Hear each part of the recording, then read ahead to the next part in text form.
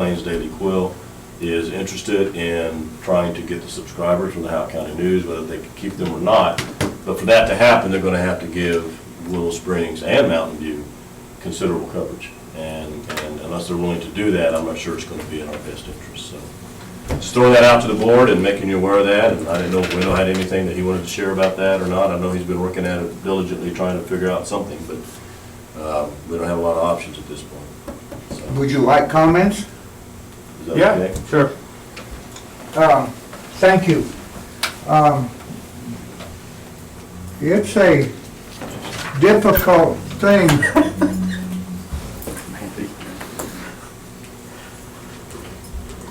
It's a difficult thing when a community loses its newspaper. We've had a series of very bad events in this town. We lost District 9 of the Highway Department, and 50 engineers were transferred and high-paying jobs, and that was a bad effect. Then the Chamber of Commerce closed the license office, and I've driven to West Plains, as I know other people have, to buy their license, and it costs you an hour and a half just to make that trip, just because we didn't keep a driver's license. Now, this thing with the newspaper closing is difficult for a community when you think about the legal notices that are required by law to be published in a newspaper of circulation in your community. And we don't have that. The legal notices concerning land transfers, even the obituaries that people read, and the police reports. And none of that is going to be available. I've talked to 56 different individuals about doing the newspaper. And most of them say, I'd like to help, but I'm not going to take that responsibility of putting out the newspaper every week. Kim Rich said she'd done it for 18 years, and she quit. The lady that does Kabul Enterprise says she's worked there she's published it 12 years and has never taken a vacation. Her name is Gayla Whitaker. I don't know what you're going to do about the football team's information. Some people say, well, it's okay because I get it off of the social media. But one of my friends say that you have two types of individuals. You've got the read the newspaper type, from cover to cover, read everything that's in it. And then you've got to click on the little machine and you get the score from the last Brent College ball game, and you put that up, and that's all you wanted out of the information. But a community, I don't know of a town the size of Willow Springs that does not have a community newspaper. Licking has a newspaper. Eminence has a newspaper. There just isn't a town that's this size that doesn't have a weekly newspaper. And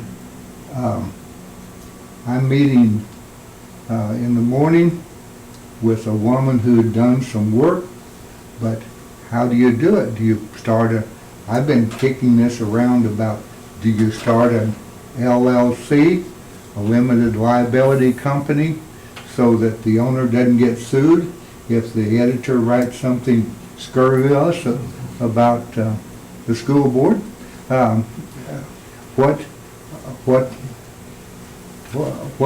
What's the solution now? one thing, we had Ira Wilbanks as an old editor and a publisher, and he said, if you charge, we charge. And Kim ran a lot of public information, just an awfully lot of information. And this Ira Wilbanks published school news. And I think some of you old timers may recall, I think the school paid for a page in the paper. But that would be a different situation. But we don't have an answer. It's been a month, and it's called a successor newspaper, and a successor has to be published within 30 days, and you have to go to Kansas City and get the mailing permits from the U.S. Postal Service, and then you have to get the pages printed, and that was happening at Springfield, and then you have to stuff them with the grocery ads, and that's not going to happen because the grocery ads have gone to other places. It's a mess, and for most of us, the first thing you knew about it was when Kim ran it in the paper and said, this is the last edition. So she didn't give anybody any time to put together a successor newspaper. And that's a problem. So anything that the school board wanted to do that was positive would be good information. But most of the people say it's just really bad that she's closed the newspaper past the coffee. And it's a hard subject. Thank you for the time. Thank you for the time. Administrator report. You got anything else? No, that's all. Okay. All right. At that, we've got a couple gentlemen here tonight, Bill Wheeler and Ryan Evans. They're going to present to us. Is that correct? Yeah, are you ready for this now? We are ready. I'm going to talk quite a bit, so. Let me preface this just a little bit while you gentlemen are getting ready. I had the opportunity Ryan and Bill came out a few months ago and introduced, I've been involved in energy performance contracting in several districts in Kansas, and he came out and we talked a little bit about our lighting, upgrading our lighting to LED, maybe even rolling in some HVAC proposal to that. The whole concept is you can use the savings by upgrading your lighting to actually pay for the project and to get savings down the road. So I thought it'd be good for the board to listen to these gentlemen in terms of what energy performance contracting is all about and the impact it can have on our school system. Did everyone get one of the proposals? Are we good? Okay. Ryan, it's all yours. Thanks. I'd really like you to introduce yourself. I think a lot of people here already know you, but I'm going to spend most of the time talking, so I'll let Dr. Wheeler start. First of all, let me say I'm happier than you know just to be with you, regardless of all the rest of this. It's a pleasure for me having served as a superintendent for several years. And my interest in this started when I started seeing how much money schools could save. And I was thinking about solar, and actually the person that I met 20-some years ago was the link that just linked right to the person I contacted that worked for Integrity. And when I was trying to find him, he had owned his own solar business in northwest Arkansas out of Fayetteville. And so I thought I'll get in touch with him because I think there's a real need here, and I think it's coming on quickly. And with storage, it's just really the right time. So I started looking. Well, when I found him, he was employed by Integrity, and he had sold his company. And the opportunity for savings is there. I had checked out the company. They're housed home office in Little Rock. Brian's out of Kansas City. We have others across the country. And from what I could tell, it had everything of quality and character that I felt comfortable bringing to you and representing. So I am very happy and pleased that they have put confidence in me so that I can be here with you tonight to say, we have something I think very worthwhile for you to consider. I also want to say that Mr. Hall has been very, very good to work with. He understands what we're talking about, and I'm anxious for Ryan to speak to you tonight to share with you what Integrity has to offer Willow Springs. Thank you. So, Mr. Hall and I have only known each other for about 6 months, and we met at a meeting that Dr. Wheeler took me to. But by marriage, we've known each other for about 20 years or more, because was it my wife's principal? I was principal and the superintendent, and just to let you know, she is celebrating her 20th pastor union this weekend. So I'm like, really good. And then I had another, I was just telling Ryan, I put a picture up. This weekend I had a former student of mine who was at their 30th year reunion, sent me a picture that they sketched when they were a senior in high school of me. So I didn't look much different. But anyway, that's the connection. His roots run deep in Kansas. Yeah, anyway. they do. And anyway, it's been, as Dr. Wheeler said, it has been a pleasure to get to know you, Mr. Hall, because you do seem to really get this, and you've seen this at other districts that you've worked at before. We've all heard about LED lights. It's something that, if it's related to energy, we're involved in it. But with LED, it's something we've gotten particularly good at. So I'll have to excuse my Midwestern sensibility here for a minute, because I think we are actually pretty good at LED lighting. And so we've explained that. But just to give you an example, the lights that are over your head right now are T12 lights. They're a couple of generations old. They're 40 watts per tube. The replacements for those today are 10 watts. So you can do the math in your head, and lighting represents a significant amount of your electricity bill, probably up to 30%. So imagine 2/3 to 3/4 of that bill, of that portion of that bill going away because you've replaced your lights. What we ended up with when we looked at your district here is, even though you don't have utility incentives, you still have a really strong lighting project here. When we audited it, and we found that to be true because you're actually paying a pretty high rate here. So you've got municipality, that's your utility here. They're usually very nice people to work with, but because they're buying that power from somewhere else, those rates tend to be higher. So you're going to see quicker paybacks on a project like this, utilities aside, which again, you don't have access to. So what I want to do is, instead of showing you a presentation, I just wanted to step you through this report that we brought here for you. I'm starting on page 2. It looks like this. I see many of you are already there. And I want to tell you a little bit about what we found. Our purpose here today is just to bring you some information. We exist to help you get waste out of your operations budget. That's our mission. It allows you to help you live out yours, which is to educate and enrich these kids' lives. So we want to start to put that money back in your hands to do other things. So we talk about it as it's money that's already in your budget. You're using it now to pay the utility company. We want to help you tease that money out. A portion of it will get set aside for lighting. The rest of it then really can be set aside for other projects. It's unrestricted funding if you choose to use that for curriculum development or teachers' raises or bonuses. That's all something that you can use it for. But let's get that waste out of your budget. Lighting is one of the main economic drivers that we can use to do that because of that quick payback. So just looking at the numbers, we came through and we audited your buildings, and we found about 2,700, almost 2,800 lights. After a retrofit of your buildings, the same number of lights will be replaced. That results in over 400,000 kilowatt hours of reduced energy, which at an 11-cent rate is equal to almost $45,000 annually. That's based on a number of burn hours that we calculate out of a manual. So that's somewhere between 2,000 and 3,000 hours every single year that you're running lights, and that's what your savings would be on your project. In addition, Is the rate here 11 cents? yes, it is. Yep. So, and that's a really great question. We actually took your utility bills to calculate that rate, and I'll take you a little bit deeper into that on some of the following pages to show you some more about that analysis.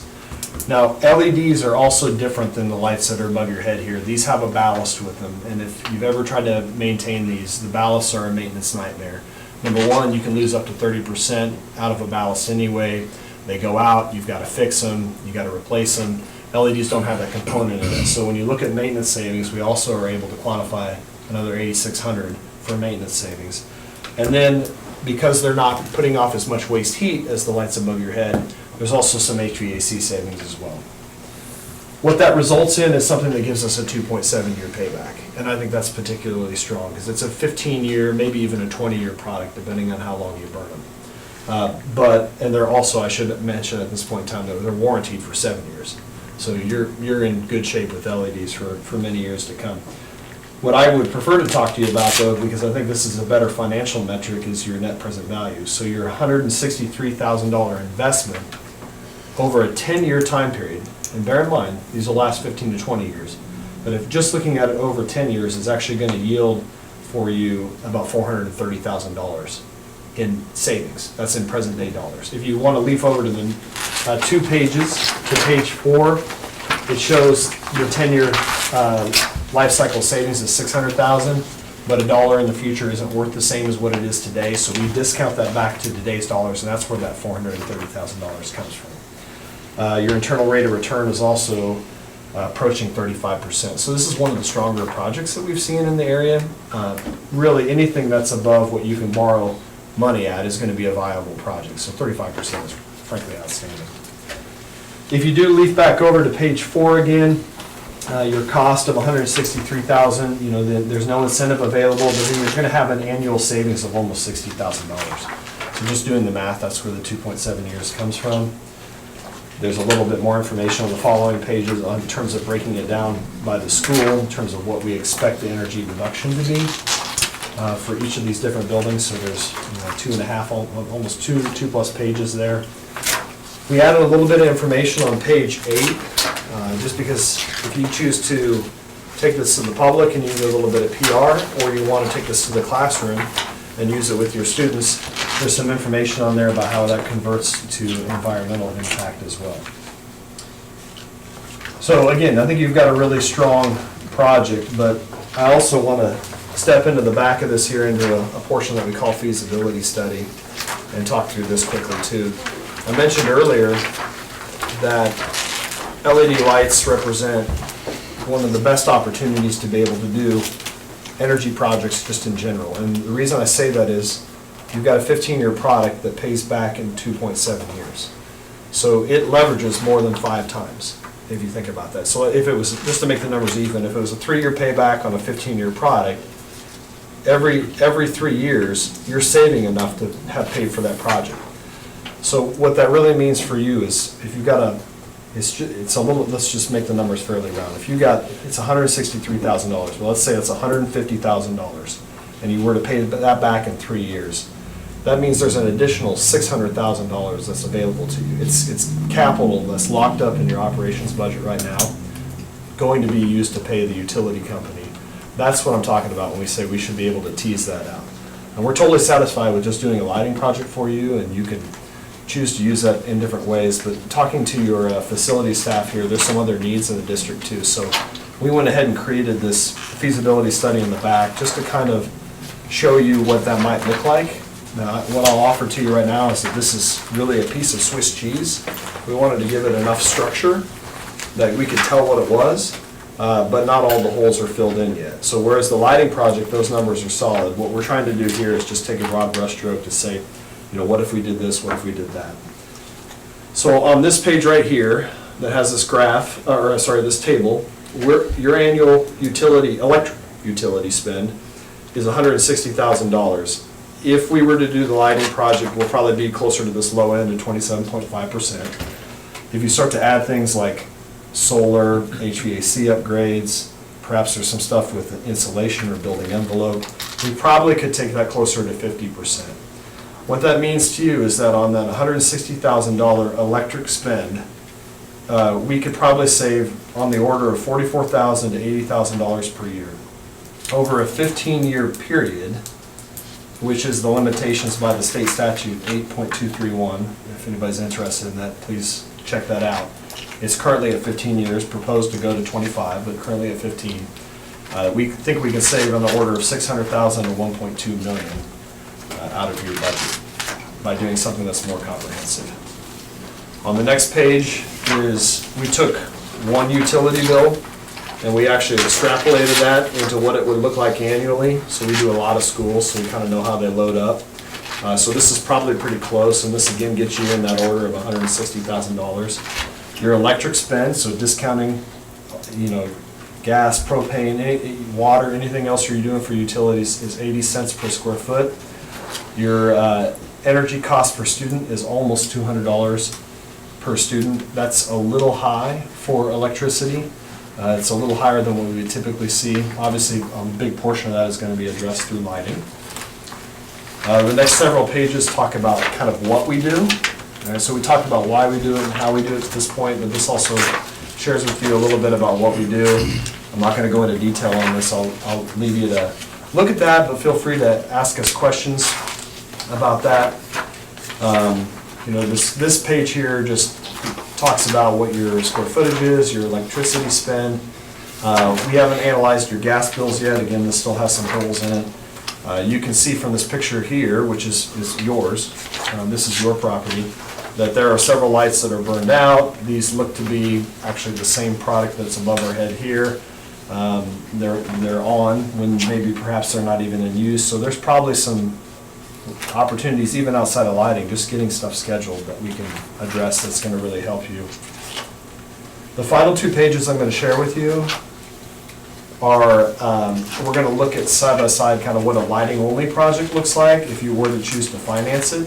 And then we're going to look at one with HVAC, which is the one that your facility staff brought to us because that was something they wanted to address. Do you remember, Mr. Hall, was that at the middle school where they had the boiler system? I believe it is, isn't it? Correct. Yeah. Okay, so great to see you again. I'm glad that you're here. So, so this first one is the lighting only project, and what we're showing here is what this would look like if you were able to borrow at 4%. It may be lower, but I think 4% is a rate that we typically would see for a school. We can get with LJ or maybe a local bank and try to see if we can fine tune that. We're just going to look at this over a 5-year finance term. Again, it pays back in 2.7, so that could be lower, but again, we're going to look at it for 5 to start. We're going to take escalations on utility costs and operation costs of 3% each.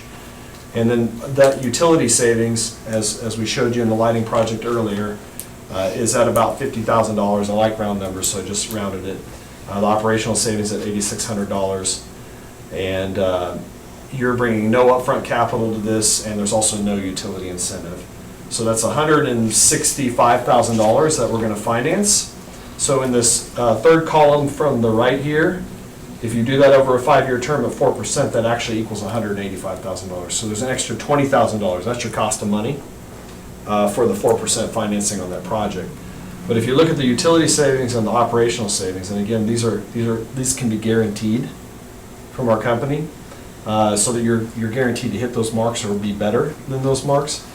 That you total that up over the course of 5 years, and that's $320,000. So your net savings or your cash flow at the end of that 5 years is $135,000 on a 5-year project. The lighting is already paid for itself, and it's going to last another 10 years. So this is going to stack up even more over the course of 10 years. You're going to be adding an additional $60,000 a year, roughly speaking, every single year on top of that once that project is paid off. Any questions about that before we move on to the last page here? Clear as mud. In this case here, we're going to look at it again, and we're going to add that HVAC to it that we looked at together over at the middle school. And it's almost the same project here, except for the utility savings is going up a little bit, right? HVAC doesn't pay for itself the same way that lighting does multiple times. So it's not 50 anymore, it's now 65,000. Your operational savings though, because you don't have the maintenance on the boiler system, has increased substantially. But everything else is equal. And then you can see this total finance amount jumped quite a bit because to replace a boiler system is much more expensive than replacing lighting. So there's almost $400,000 worth of lighting and HVAC in this scenario. And we're basically about breaking even after the course of 5 years. And you may want to stretch that out to 7 years or 10 years so that you actually can get a little bit more cash out of that in case you need it for a rainy day fund. You've got options. Again, the point of this was just to show you that your lighting is a main economic lever for you to pull. It's a pretty significant one. Whether you choose to just do lighting or you want to do some other stuff with it, we're here to help. But we just wanted to give you some information and let you ponder that and continue to work with you on trying to find ways to get this waste out of your budget. Hey, Ryan, on the HVAC side, what is the life expectancy of the new equipment that we put in? How far out can we go on that? So if it was just a new boiler, it probably would be 30 years. For most of your HVAC equipment, it's in the range of 20. If it's rooftop units, which is not what we're talking about doing here, it would probably be as low as 15. Yeah. The state of Missouri, though, does require, under current statutory law, that it be no more than 15 years, and it has to cash flow by the end of the project. So you'll actually notice on the very last page, there's some negative cash flows in there. I don't think we have a year, like before the debt service goes into effect, though, we have put about almost $14,000 into the account, and then we draw against that for the first couple of years, but it never drops below zero in terms of cumulative balance. By the end of this project, we are required that it be cash flow positive. So you may have equipment that's expected to last for 30 years, but we're still going to analyze it over 15. Which does limit how much we can do. But it still puts you in a better position where you know you're going to get it paid for and still get some extra life out of it.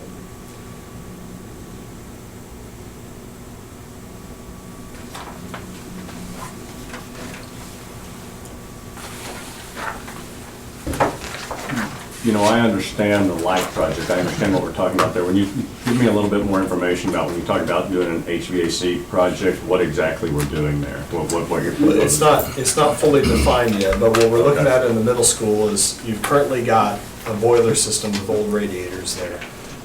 Many of the controls are broken off, it's running wild. The boilers themselves are in a dilapidated state and they're in an inefficient state. So what we would look to do is to replace that with something that would give you a good heating project and actually improve your educational environment there. Those things, they clank, they're noisy, they're adding a lot of that into the school now. And so we'd look to modernize that system into something that would give you efficient heat. Not the boilers can't be efficient, but you know, they're generally 80% efficient, and we'd probably look at something that maybe gave you 4 times that amount in terms of efficiency. You looked at coefficient of So we're performance. talking about the middle school building is what we're looking at, okay. All right. It's a project, right? Yeah. Like, we haven't defined exactly what it is yet, but, you know, if we get farther down the road with you, then we sit down with you and we start to define what that could be. Because you may have other needs that are important. I mean, this is what you brought to us, is to say, hey, this is something that we've identified. Yeah. We're gonna have to figure out in the coming years how we're going to fix this, because at some point in time, it's gonna break, and then you're gonna be forced to fix it. So you're in a reactive stance then. So this is to put you into a more proactive stance. I'm not saying, what I'm about to say next, I'm not saying it to try to hurry you along in any way, but this lighting is so good right now that it's kind of a once-in-a-lifetime deal. When you're talking about going from 40 watts to 10 watts, you can't go from 10 watts to negative 30 watts. You know, it's really gonna go from maybe 10 to 6, it'd be like the next jump. So the leverage you've got on lighting right now is better than it ever will be. It's better than it ever has been in terms of affording these projects. So you're really going to want to take some time and carefully consider what are the projects that we need to get done, where we've had maybe some deferred maintenance, and where we can throw off some of that and start to really improve the school district. And again, you may choose to just take the savings on the lighting and stash it away for a rainy day fund because you want to use it for something else. But if you do have some deferred maintenance, now would be a great time to address that as well. So if we just fix the lights, let's say, and we magically had like $167,000 and we didn't want to finance like the Yeah. project, is there downsides to not financing, or do you recommend to finance it so you can kind of, I mean, what are your- Well, it depends. It depends. I really appreciate the question. Cash is king, right? Like if you were sitting on a stockpile of cash, why would you want to pay for the cost of money? Just start enjoying the savings right away. right, But you may choose to pay cash. You could choose to finance all of it, or you could choose to finance a portion of it. When cash is scarce, but it's still the right project, and we think the economics are strong enough to say that it is, if cash is scarce, that's when you still want to finance it, because that money can be guaranteed, which the state then allows you to treat the savings as revenue, essentially. So at that point, you know you're going to get that amount of money in savings, we will use a process called measurement and verification to verify that, and you'll get reports on it. If we miss the marks, then we have to write you the check to pay for the difference. That's why you can count on that money. So if, again, that's for a situation where you don't have cash and it's short. I will tell you that I would think about, I haven't looked at the exact numbers, probably on the order of around 60% pay cash and 40% choose to finance it on a lighting only project. If you're looking at doing more than lighting, then you see a lot more financing. Yeah. Right.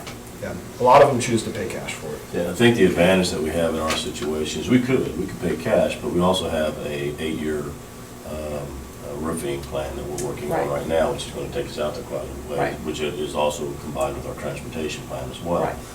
But we could pay for that, and the advantage of that is in your leverage at Fund 4 dollars to really help out your Fund 1 and Fund 2, which helps us a lot from our operational standpoint. Right. Yeah. You know, and then you start putting things into curriculum instruction and doing some other things just by leveraging those dollars. And you're using capital dollars to help pay for it, Right. which is a good thing. So this is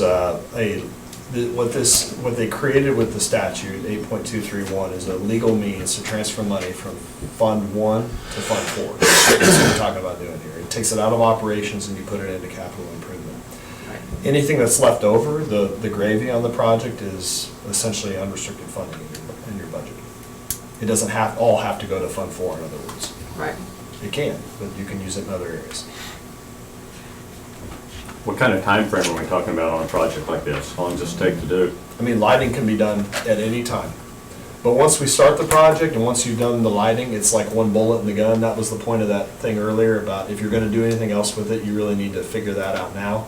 And we would have to come in and do what we call an investment grade audit, which is a 90-day process. Lighting is pretty straightforward because it's burn hours times wattage reduction. And when you put those things together, times utility rate, and when you put those three things together, the math is what it is. Right. HVAC, there's so many more variables that are going on. There's set points, there's schedules, there's weather conditions, and so we have to use energy models to calculate HVAC upgrades, if we're doing roof or insulation or windows, anything like that is way more complicated. So we'll do an investment grade audit. But if you're feeling pretty confident about a lighting project, then that's a cost that we typically would just bake into the final project, whatever it is. And so it's something that you'll never have to write a check for. But just so everybody's aware, if we go to investment grade audit, we're generally in the range of $15,000 to $25,000 to do that. You know, other companies that I've worked with, the initial audit that they do the lighting audit, they just do as a service, goods and idea on how much we say. If you go that next step to an investment grade audit, they really ask for commitment, I think, at that point in time.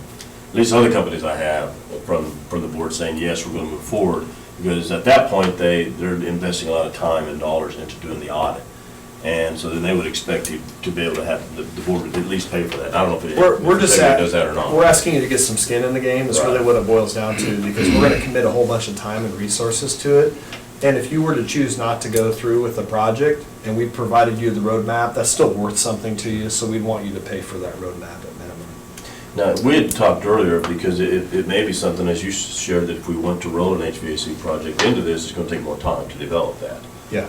But if we do something with the lease purchase through LJ Hart or whomever, we could start out on the front end on lighting and then delay payments until such time that we roll the HVAC into it, because that may not be till next spring or something. Yeah, if LJ's okay with doing that, I Right, think that we exactly. definitely could do that, and that way you could start to We'd ask enjoy them the to delay savings. those first now, the payments, lighting. exactly. Right, yeah, Kinda because it bank would seem those silly, dollars. yeah. Because you're not gonna do an HVAC project now, you're really gonna wait till next summer to do that. But it doesn't make sense to wait on lighting, because as we showed you, what was the savings on it? It was $50,000, $60,000 a year, so $5,000 a month that you're giving up if you just wait if you wait 9 months. That's a significant amount of cash that's in your budget, so we don't want to figure that out. If we wanted to start, if the board wanted to start doing the lighting project the 1st of September, obviously, summer's nearly over with. So if you want to start the 1st of September, how long could they expect it to take, and could they expect in the lighting project process? And how many weeks do you think it would take for our crew to do the 2,771 lights? Yeah, so let's see, give me 1 second here, I'm doing the math in my It probably, a crew of 4 people would probably get it done in less than 3 weeks. And that's working essentially after 3 o'clock and Okay, weekends. that's what I was curious. You guys come in and work tonight then? Yeah. So lighting, you want to do the lighting as soon as you can. We're not going to make August 1st. So, but you don't want to wait 9 months to do the lighting. The HVAC, you can't take HVAC offline. Right. Like, you do a classroom at a time. You can't really do that very easily. So it really needs to wait till you're out of school. It's a true summertime project. Anything else outside of lighting and retro commissioning, which is also in the book here, you can look at that. Anything outside of those 2 things are really summertime projects.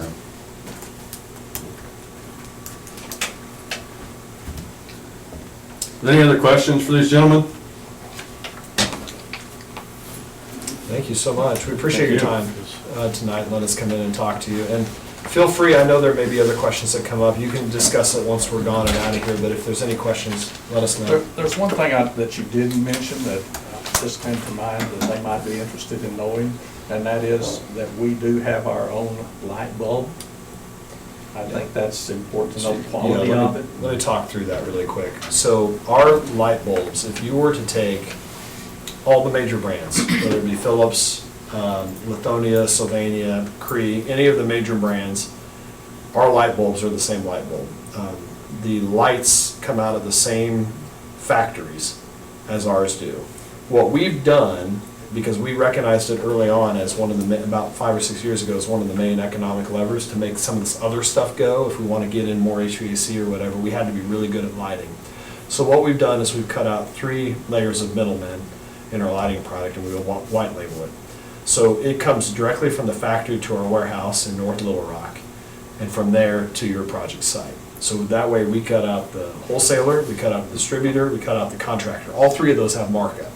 So what we found is that our lights, our lighting product is, if you get an apples to apples comparison, we can buy and install that light for about as cheap as you could buy it if you were to go through a distributor to get it.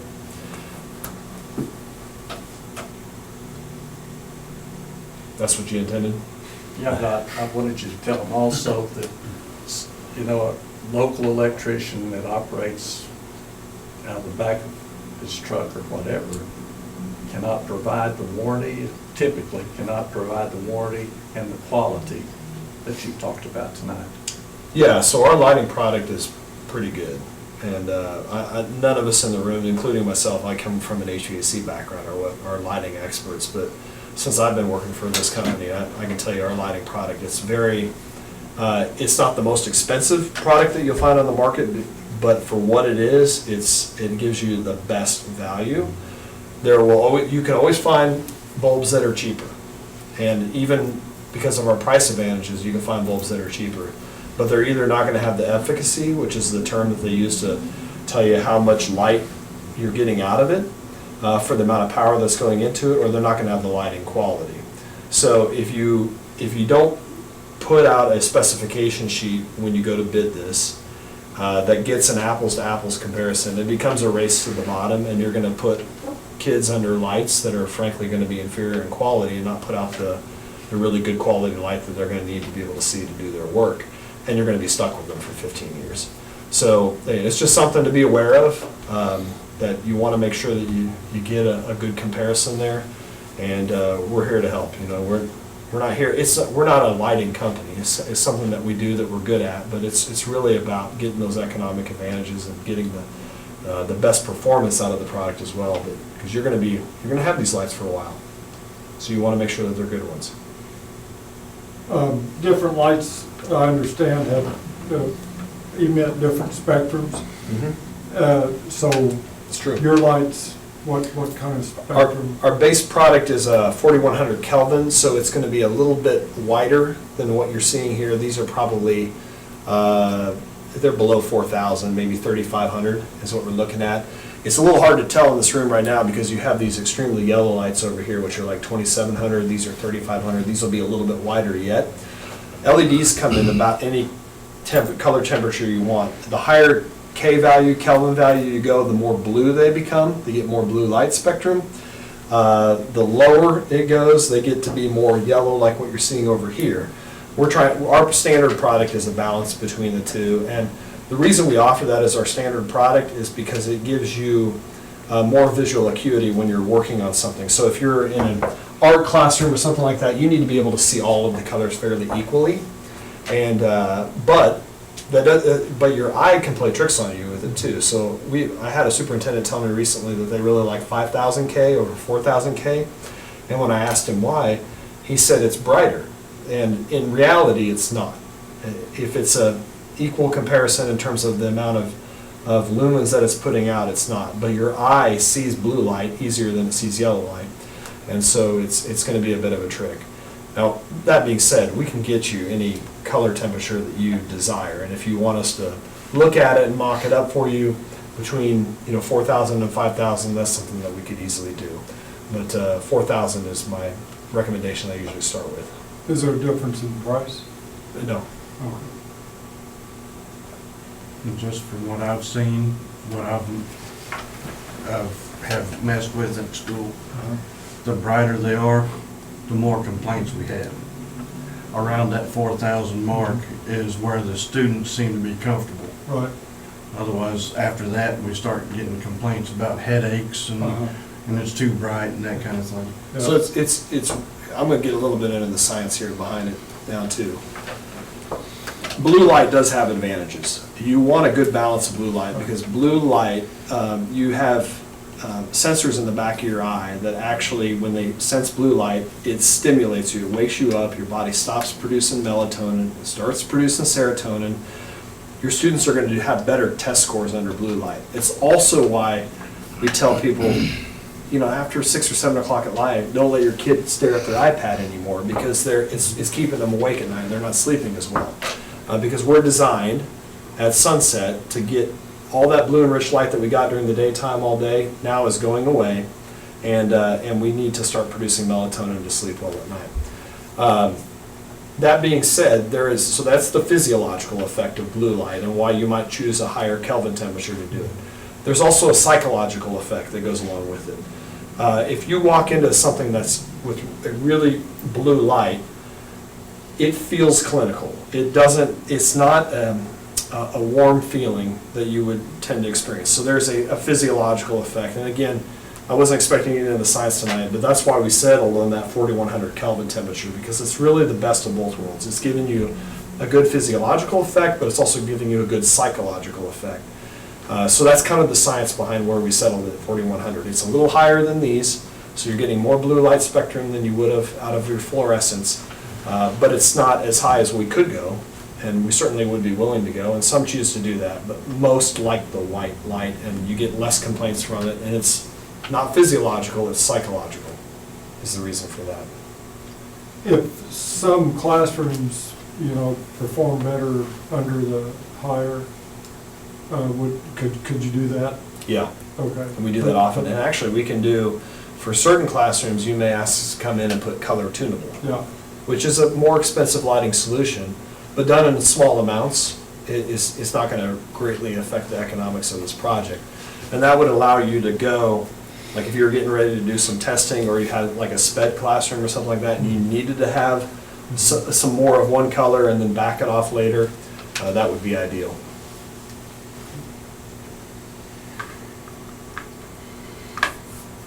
Anything else? Anything to add, Bill? No, probably what I'd like to see is for the board to kind of think about this between now and our next meeting. Maybe we come back, cycle back around, have a conversation about it as a board, and provide some direction on how you'd like to move forward. I do believe that the lighting project is somewhat of a no-brainer in terms of savings to the school district. It could be immediate savings. It could be a savings in 2.7 years. I think the part we need to think about is the impact that we could have on HVAC, because it is a larger investment in upfront dollars to do that. And we could sure lease that over 5 years, and it can pay for itself in that amount of time.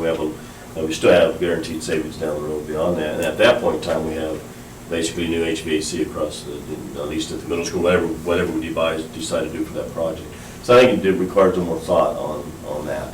But the lighting, first, I think, is lighting we need to pursue.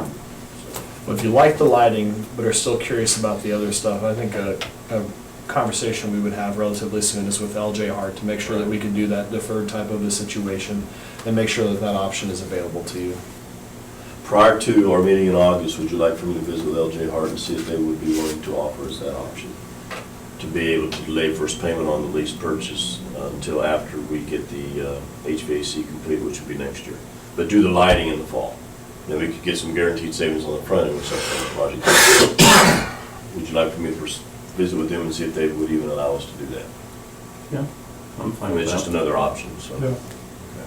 Yeah, when you look at this final page in this document, we calculated only a couple of months, maybe that this 13,800 is, 2, 3, 4 months. This is gonna become a bigger number if we do it in the fall, because you're 6 to 9 months now, so it'll probably double that number. Gives you a little bit more padding too, so. And I think even with that, then we would still get the annual savings that we have to pay for the project on the HVAC, correct? Yeah. If we did the lighting and the HVAC. So we're still not out money, and it's paid off in 5 years, and then we get the savings beyond Yep. that. so.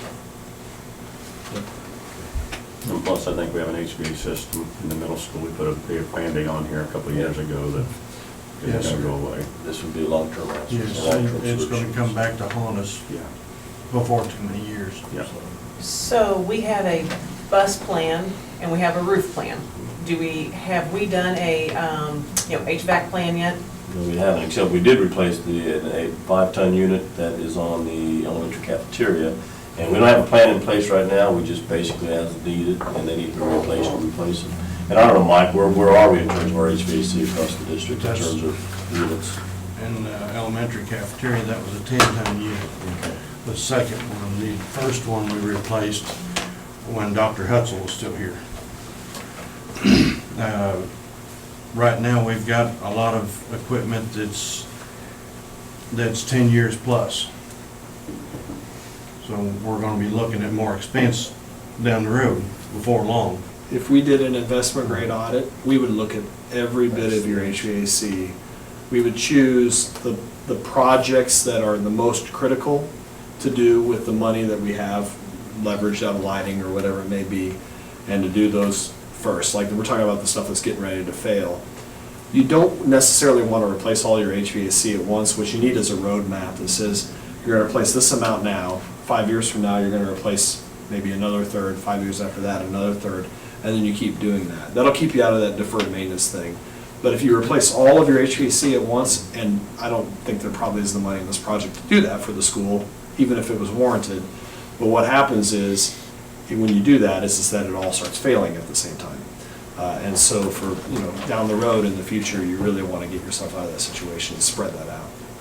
Right, if the board does decide to move forward with an investment grade audit, specifically on the HVAC side, and the board decides to move forward with that, is that the cost built into the cost of the project? Yes, yeah, and you can, if we show you the numbers of a viable project, bear in mind that we already know we got lighting, because we've already done that. But generally, we say, if we can't bring you an economically viable project, you don't pay for the investment grade audit. It's only when we bring you something and you choose not to do it, that we would charge you for that.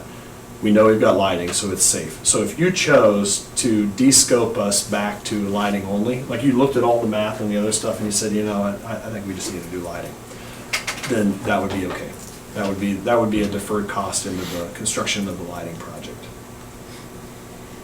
Well, before we do a investment audit, if we so go that way, could we just get a simplified, these are the HVAC units we have, they're on these buildings, this unit's 10 years old, this one's 15 years old, just so we can, because I don't have a clue about what's on top of those buildings. Right. So, I mean, I don't mind talking HVAC, but I would just like to have a simple little district, somebody go up on the roof and say, over the gym, we got 3 units. Hey, Mike, could you pull that information together? Just of all the HVAC units we got in the district and just Sure. age, how old they are and all that? After school starts? if you, yeah. Preferably, yeah, because there's still AC in our elementary cafeteria right now. It's a busy summer. If you can pull. Yes, I can do it. If you can pull together the model numbers and the serial numbers for those units and put those into some kind of a spreadsheet, we can and the manufacturer, that's helpful too. We can pretty easily tell you what the age is based on those, usually on the serial numbers. The serial numbers, Yeah, yes. Yeah, and if you need help, we can give it to a vendor and have them help us. Usually I can figure it out pretty quickly. So I'll help you with that. Most of them, I can tell you how old they are. I bet you A can. lot of them I've helped put in before I come to work at the school. So, I mean, I And don't, I've been here That'll give you for an 13 idea years. about how Almost old it 14 is. years, so. I mean, I don't need a bar graph and like a pie chart, you know, just a really simple, we got this many units, they're this old. Yeah, I think we can gather that. We can do that. Absolutely. And you'd be willing to help us with that if you Sure. need it? Okay. Yeah, sure. I love helping you with Let's plan that. on doing that, so. And then we'll come back as a board and talk about it at the August board meeting, kind of see which direction we'll go at that point, so. Very good. Thank you, Okay. gentlemen. Well, yeah, thank you. Once again, thank you.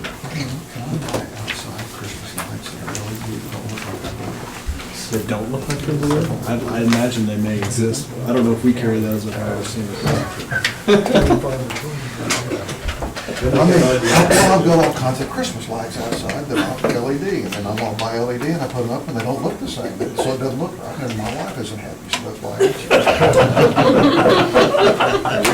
I hear you on that. And he's wanting to finance them over here. Thank you. Appreciate And it. you guys go in the room. Okay. Thank Of you, course, he's got the Bill. whole business. Yeah, we can't hardly sleep at night. Doing birdies. Yeah.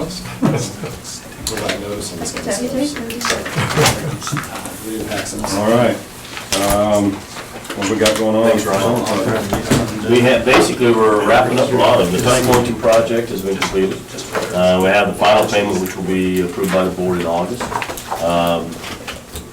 Stiles Roofing has been involved in doing the guttering and the downspouts, everything needs to be done with that, so they're finishing up that side of it. So that project went very, very well. We were kind of nervous when we first started that back in May, at the very end of school, because of the amount of rain that we had that time. It really slowed them down for like 3 weeks.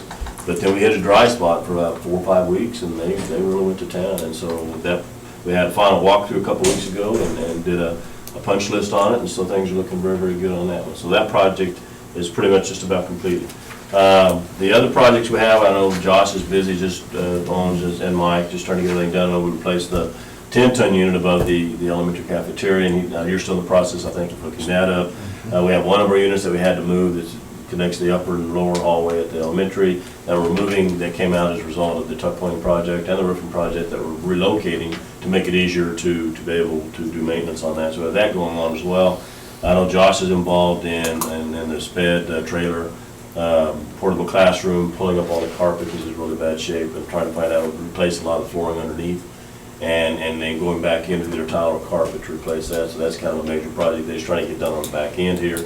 And probably the other project that we're waiting on, and I shared this in my narrative, is the playground equipment, because, and I tell you what, I can't say enough about the maintenance guys that we have, and their ability to be able to do work internally, because when they do that, it saves the district a lot of money.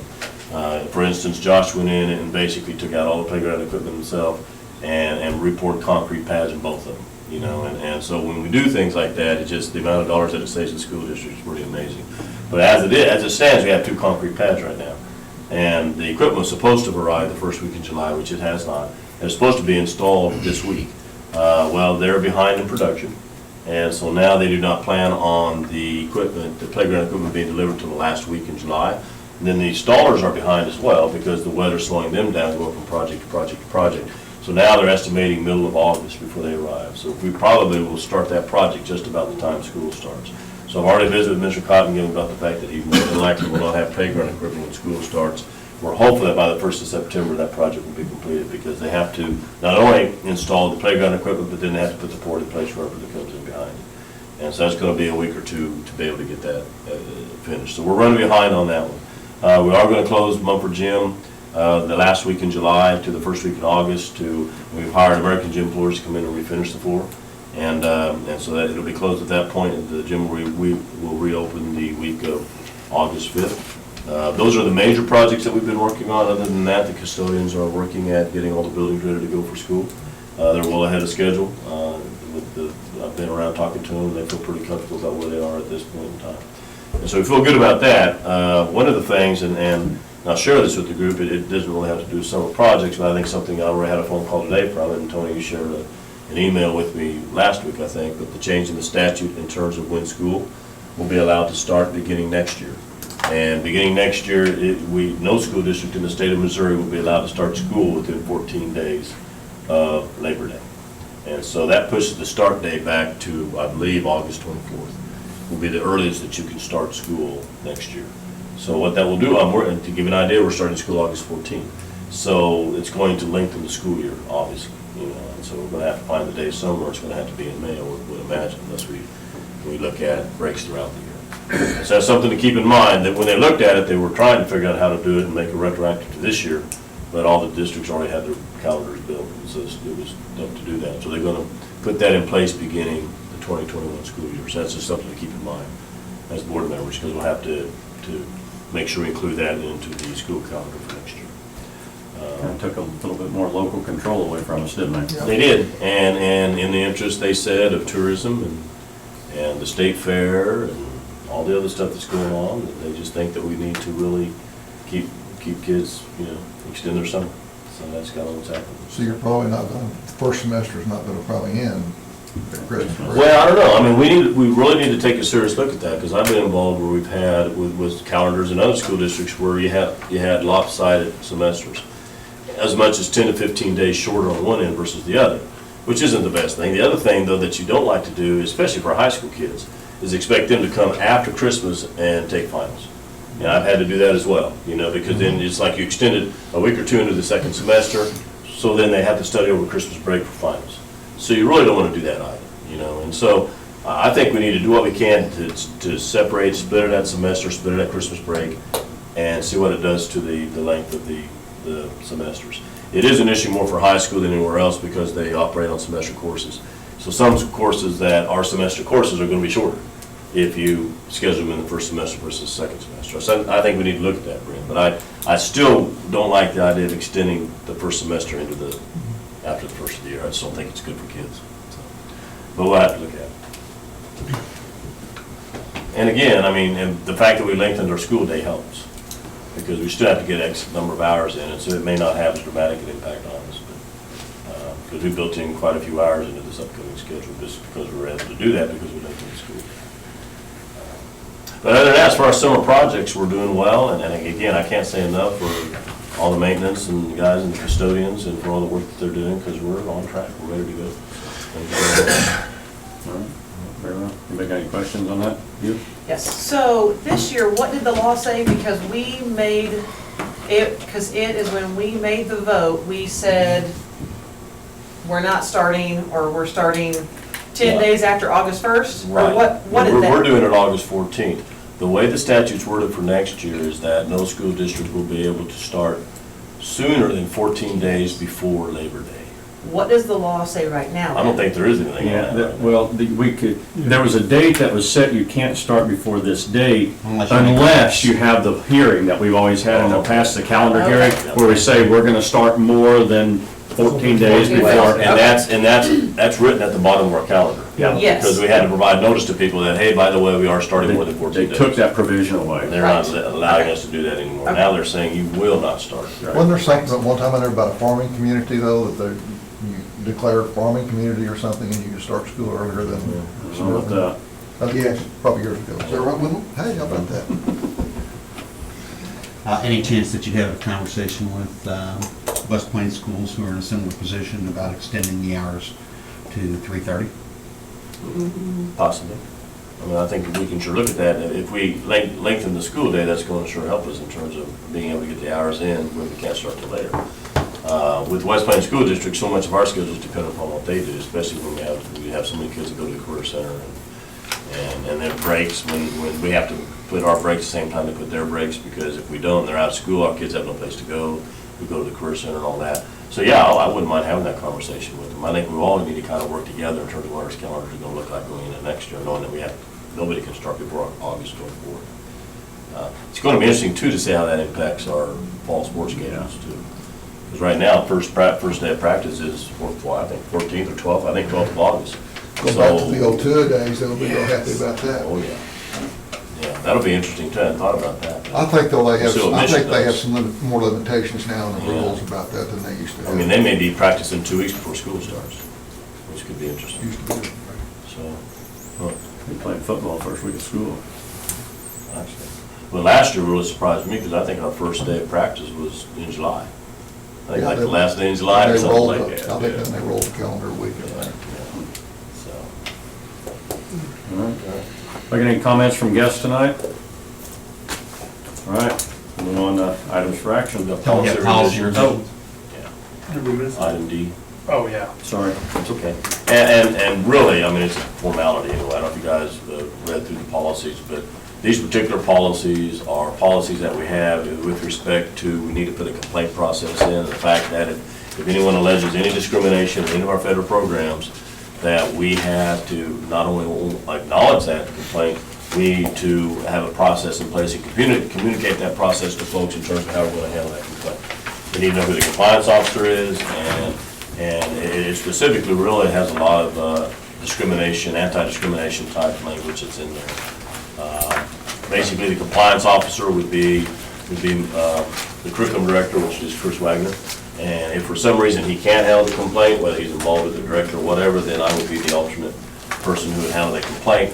The policy states that whenever there's a complaint, before you even investigate it, you notify USDA and let them know that there's been a complaint. And then you can investigate it. But you don't do anything until you let them know that there's been a complaint. Where this came from, I do not know. But it's basically a matter of law, so we don't have a choice. We just need to put the wording in our policy stating that we do have a complaint process in place. We have a number of procedures that follow from this, which has to do with communicating that complaint process to our patrons. And it came out late. They say, we need to have this in our student handbooks. Our student handbooks have already been printed, so I don't know how to do that. Whether we do an insert or something, but we need to figure out a way to we need to put it on our website, Facebook, and we need to be able to communicate to folks that we do have a complaint process in place when it comes to any discriminatory complaints at all in any of our federal programs. And so that's basically what that is. So, I don't know if you guys have any questions about that, or, it's pretty straightforward. It's just to make sure we just need to make sure we communicate that to all of our patrons. And I don't know, and I sent it to the subcommittee, I didn't hear any feedback, so I assume you guys are okay with this. Forward, nothing to talk about. Yeah, pretty much. Any questions? All right, move on to items for action. They'll just fill us in on that. A motion would be in order to approve revisions to policy EF and AC as presented. So moved. A second? Second. Shane? Sure. Any discussion? All in favor, aye? Aye. Opposed? Very good. We need to set a date for a budget hearing of August 12th, 2019 at 6:50. I'd receive a motion to approve that. So, And a second? second. Any discussion? All in favor, aye? Aye. Opposed? You want to discuss the activity funds, Bill? Yeah, and I shared this in the narrative, and I'm open for any questions. I did receive a couple of emails from folks about this, but as you look through our schedule of accounts, specifically on the student side, student activity side, a couple things I need to bring to your attention. I shared this in the narrative, and a lot of this has to do with the new coding requirements. But on the athletic side, it shows that they're in arrears by $63,000, so that they brought in $28,000 in revenue, and they spent $92,000 worth of revenue, but $51,000, that $92,000 is Robert James' salary. And because of the new coding requirements, they're requiring us now to code his salary against athletics. So when you go back and you take that out, in reality, they're short $12,241.06. Last year it was $13,005, so they're in the ballpark in terms of revenue in, dollars out, which is not unusual for athletics. And Coach Colley's here, he's ran it for years. It's very, very difficult for athletics to break even. And it's also dependent on how many events you host and the amount of revenue that dollars have coming in, the amount of workers you got to hire, and all that. It's just very, very difficult. So that's one that I would recommend the board zero out to end the year. The other one would be band trip, and I share and that information. That as I shared in this information, there was a credit of $508.50 that came in from Pepsi late. And so we can credit that by $508.50, which actually would bring it down to $5,325.30. I visited at length with Chris Cochran last week and again today. In terms of that, I provided a detail. I think Shannon requested that. This year, he made several purchases that he ordinarily does not. One had to do with instruments. He purchased like $5,700 worth of instruments out of his band trip account. And you know, I think the argument can be made that, you know, if we have a district inventory of musical equipment, to me, that is a district expense. I'm not sure that needs to come out of a student activity account. And most districts I've ever been in, that's just, you know, if you have a instrument inventory, the kids, you know, like a tuba. How many kids can go out and afford a tuba? So you keep an inventory and you maintain that. And he said the equipment that he replaced were like from 1972. They're very old, needed to replace. That was a large expenditure that he had this year that he ordinarily does not have. Another one had to do with speakers that he purchased, I think for like $2,600 or something like that. And he shared with me, and Nick's here, I don't know, but he said those speakers are used throughout the school, not necessarily just for band. I think they use them for prom, or they use them for different activities. Dances and things like that. He said, but they were purchased out of the band account, you know, so that's another one. And then he bought shoes, like $2,500 worth of shoes that needed to be purchased, he said, in conjunction with the purchase of the equipment. And so if you count that, I mean, there's about another $7,000 or $8,000 there. But on the flip side of that, he also brought in about $7,000 worth of donations from the Willow Springs Band Booster. He brought in from the Salina Community Foundation, not Salina, Willow Springs Community Foundation, and another one from Landmark Bank. So he brought in like $7,000 worth of, I don't know. That's, yeah, that's right. I don't know. It's 2 years. I still can't. Anyway, so he brought in $7,000 worth of donations. So, I mean, that's kind of where it's at. Last year was $11,000 deficit. This year's about a $5,300 deficit. So I would still recommend that we write that off. Part of that too, though, is that they already spent $3,000 on summer camp for kids to attend next week. And that came out of the band account. And those kids typically reimburse that back at $75 a kid to attend that. So that's kind of where that's at. So I don't know if you had any questions. My recommendation would be just to absorb those two. You can look at the rest of the accounts. There's several other ones with negatives, but there are a few $100 there, a few $100 here. They may be in the process of money coming back in. So I'm not sure I would worry about those, but the two larger ones. So, two questions on the band deal. Number one is, does he have any other large expenses coming up, things that needs to be replaced? And if so, how are we gonna handle that? When I visited with him today, he did not share anything in the future. Now, I still believe, if we're looking at purchasing instruments, because they're not cheap, Right. that I'm not sure that it's fair to expect that to come out of the band trip Right. student activity account, which is generated through fundraising, you know? I think the district, much like uniforms and anything else, I think the district has an obligation, if we're gonna have a band, I think we have an obligation to provide the instruments for the kids, those that we need. A lot of the kids will purchase their own, they'll rent their own, whatever, but especially some of the larger ones, Right. you know, that's just very, very expensive. I think the district, that's a district expense. I mean, it's district property, so. We are in a roundabout way taking care of it. Right, but Right. it's But coming it out needs to wrong be- account. Well, yeah, but he actually did it with donations too, because he had Right. $5,000 donation that came from with Willow Springs Band Boosters that helped pay for the equipment. So it really wasn't purchased with district funds. Now, in a roundabout way, if we absorb this, Yeah. yeah, you're right. I mean, we are kind of doing that, you know, which is another reason I think that we need to do it. Just to get things. Wouldn't it just be cleaner though in the end of it to adjust our yearly band budget? We have $14,300 in the budget. Shouldn't we look at, even if we don't spend the budget, that's fine, we have an excess, rather than doing a write-off that just doesn't look as clean to me. I think that's why I asked for the ledger. Yeah, and See what it was. what I would suggest we do on that is because the band budget varies from year to year. It varies based on need. If they need instruments, they get them. If they don't, they don't. So one year it's high, the next year it's low. Or depending on the number of performances they make, because they travel quite a little bit. And so what I'd rather do is sit down with Mr. Cochran on an annual basis and say, okay, what are your needs this year? And let's try to get you a budget that you can live with it. You know, and rather than, okay, here's your budget, and maybe it'll go high, maybe it'll go low. You know, I'd rather just fine tune it in August so that we know what it is, and that he knows he's got to stay within that. And I'm good with that, that's what I was getting. I mean, if you're off a little bit one way or another, it's fine, but I'd much rather have a budget that he knows he needs to stick to, because we've done that with other departments as well, said stick to your budget, this is what you got, then come in here And and he needs discuss to writing it be able off. to look ahead and know what he's gonna need for Well, the he should upcoming plan. year so Yeah. that we can Well, adjust that should probably start in April, Yeah. so that we can Correct. sit here and discuss this for the July and August Correct. budget sessions, and him go into it knowing what he's got. I would agree with that. And that's something that, now, he also said that the kids that are going on to summer camp, band camp, still have to reimburse us back, right? Which is fine, but some of those kids are better about paying the bills than others, you know? And so what happens is you may not get that money, you know, if it's a freshman or sophomore, you may not get that money until that kid graduates.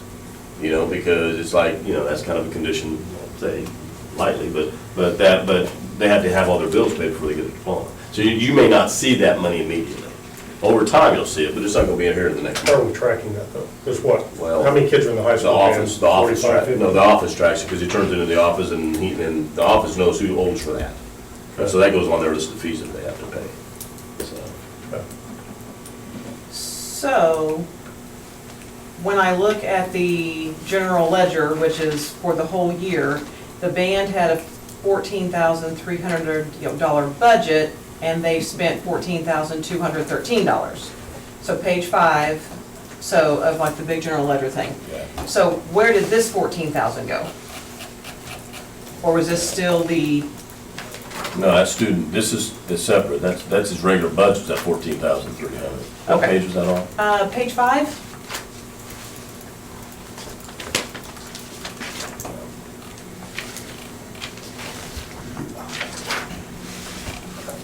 Am I not seeing it? Right, Right there. right there. Right Down. there, right Up. there. Right there, I see, okay. So, yeah, So, and that is the budget that we have allocated specifically for band and for vocal music. Because we separated it out this year. It used to be all lumped into one, and the band and the vocal music never knew how much they actually had. It's just that it all came out of one. We separated that last year to make sure the band knew what they had and vocal music knew what they had. And so they're not spending each other's money anymore. So the 14.3 is specifically for band. so that's for band, Right. Is okay. that music,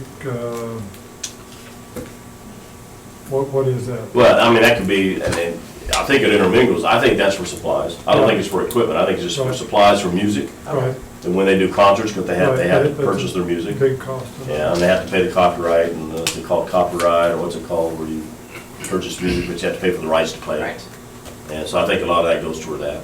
Okay. I think part of that could be trips that they go on as well. I think it goes back and forth, you know, so it is a combination. So I think he uses the band trip money interchangeably with this money as well. But I think a lot of this is the music that they purchase specifically for class, okay, so. okay. And I did like the note there for the, you did put a feather in the cap of the junior, senior. Yeah. Class trip. They stayed in the black. They did. Marty told us they would, and They had a good they year. did. Good for them. They had a good year. All right, motion will be in order to write off the negative balances in the athletic and band trip. So moved. Second, Second. any discussion?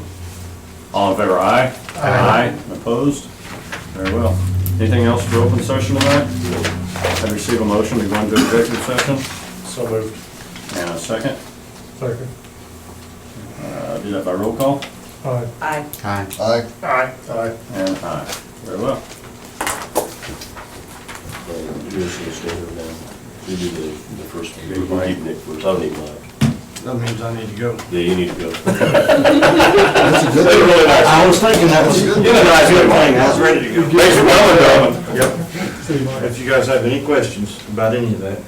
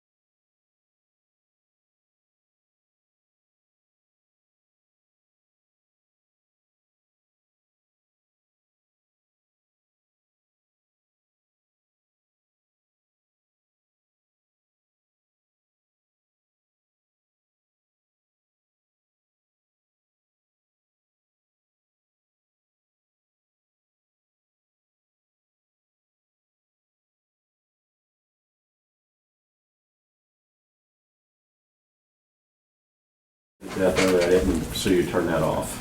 I did too. But I Andy understand. reminded me, she said, you can shut that off. Oh, Yeah, thank goodness. You're on the ball, Mandy. All right, anything else for open session tonight? I'd receive a motion to adjourn. So moved. And a second. Second. All in favor, aye? Aye. Opposed? Very good.